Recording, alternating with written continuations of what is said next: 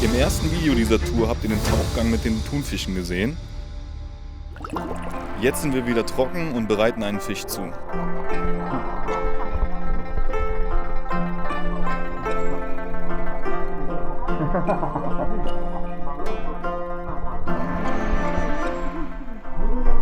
Die Decken hier sind gut. Jun Hashimoto zeigt uns nun, wie wir einen bestimmten in Salzteig gebackenen Fisch zubereiten. So today I prepare that using the madai and some other fish and also tuna you see. So this side is I making the sushi. After making the shiogama we call. Shiogama means we using the salt. I covering the whole fish, then putting the oven, and then after about 30 minutes we can eat it. So someone helped me. My first mixing the salt and the egg. So only white part. Only the white.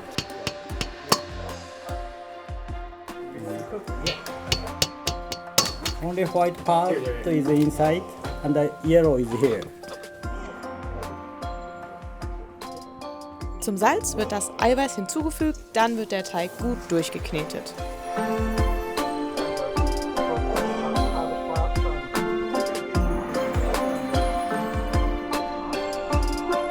Hier haben wir jetzt Eiweiß mit Salz gemischt.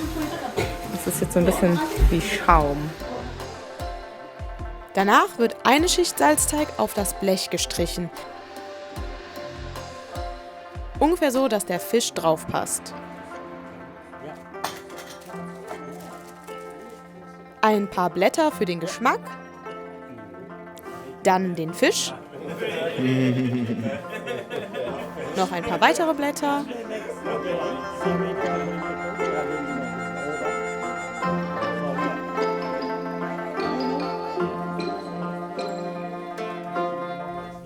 Und die obere Salzschicht. Zum Schluss bekommt er mit dem Eigelb noch eine Bemalung.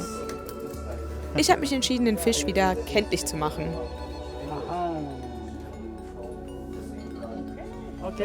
So, da ist er fertig und ab in den Ofen.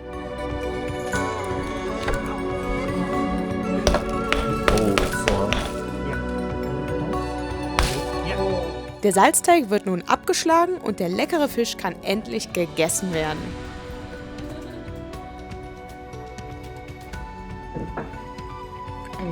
Ups. Ich glaube, er weiß, dass ich Fisch gegessen habe. Den Kollegen habe ich jetzt gerade gegessen. Neben dem Salzfisch gibt es Moräne und andere interessante Spezialitäten.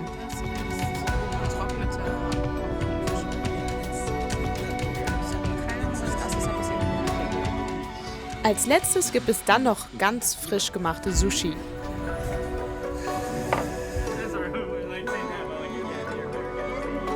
Wie ist der Thunfisch? Thunfisch ist richtig krass, der schmilzt richtig im Mund. Den musst du gar nicht kauen, der ist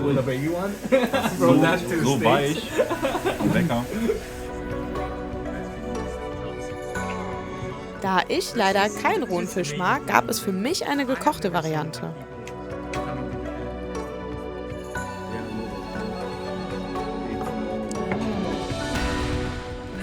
Hier, das ist ein Seil aus altem Fischernetz. Und daraus hat der eine jetzt hier so Schlüsselanhänger gemacht. Und jetzt liegt der ganze Tisch voll Schlüsselanhänger neben unserem Fisch. Nach dem Essen ging es dann zu unserem nächsten Stop, die Farm von Herrn Schoka. Zuerst zeigte er uns einen heiligen Ort, von dem auch das Wasser für sein Reisfeld stammt.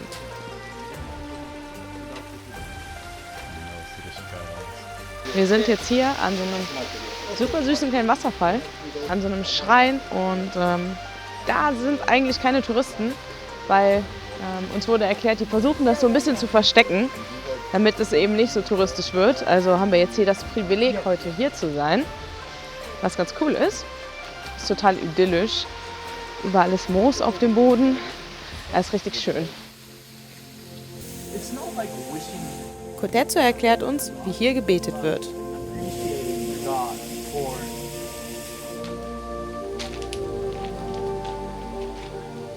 zweimal verbeugen,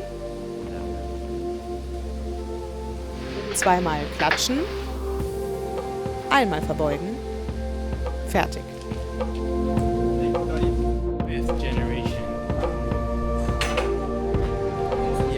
So, wir sind jetzt hier beim letzten Stopp. Hier wird gerade Suppe gekocht. Hier sind die Zutaten.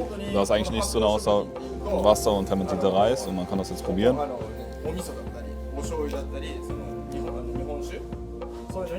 Die Konsistenz ist ein bisschen wie sehr flüssiger Milchreis und es ist extrem süß. Das ist nur durch die Fermentierung. Nun zeigt uns der Shoka, wie er den Koji, den fermentierten Reis, herstellt. Oh, so hot. 2 Tage bleibt der Reis hier in diesem exakt 30 Grad warmen Raum. Und ja, es müssen genau 30 Grad sein. やっぱりこの麹自体を良くしてないと他の発酵っていうのはうまくいかないです。麹が If this part is done not properly, then everything goes wrong from here. So it has to be properly fermented.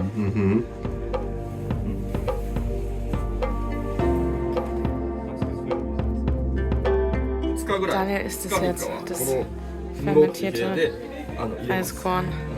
So you keep it here for about days. 湿度があるんでメガネは曇っちゃいますけど。 Das hat eine Süße ein bisschen. Nachdem wir jetzt erfahren haben, wie Koji produziert wird, bekommen wir gezeigt, wie Miso-Paste hergestellt wird. Das ist eine Gewürzpaste, die für so ziemlich alles verwendet werden kann. Bacteritized beans, they put salt and then the koji inside. 仕込み1日目みたいな感じ。 For you to okay? Im ersten Eimer befindet sich frisch angesetzte Miso. まあ2、3日前に来たの？ Okay. So 2-3 days ago. This one is. よかったら上に上がってください。 Nö, du kannst auch mal reinfassen. これお味噌。こっちはどうぞ。差が全然違う。ポテトも触ってみない。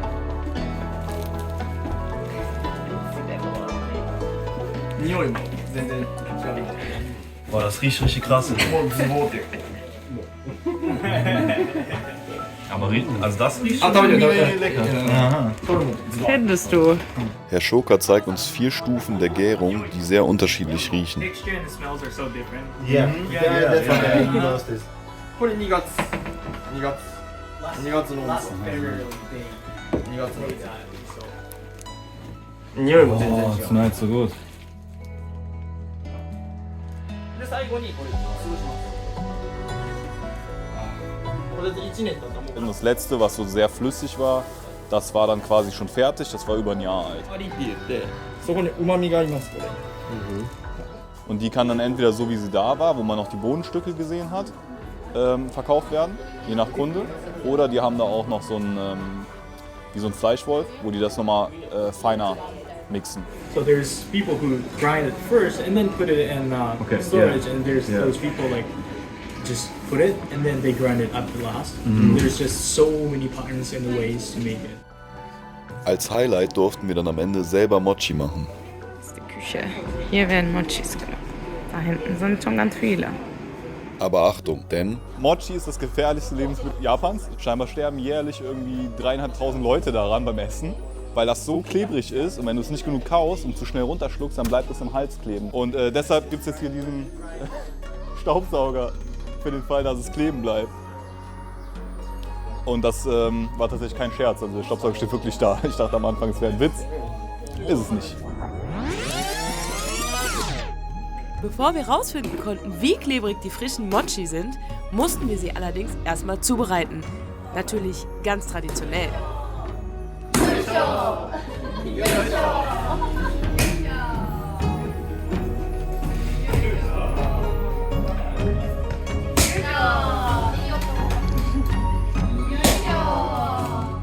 Hierbei ist es natürlich ganz wichtig, auf die Arbeitssicherheit zu achten. You can put it in the hot water. So, jetzt haben wir den Teig da ordentlich verdroschen und jetzt ist er quasi fertig, um in so runde Kugeln gemacht zu werden und ja, zum Essen.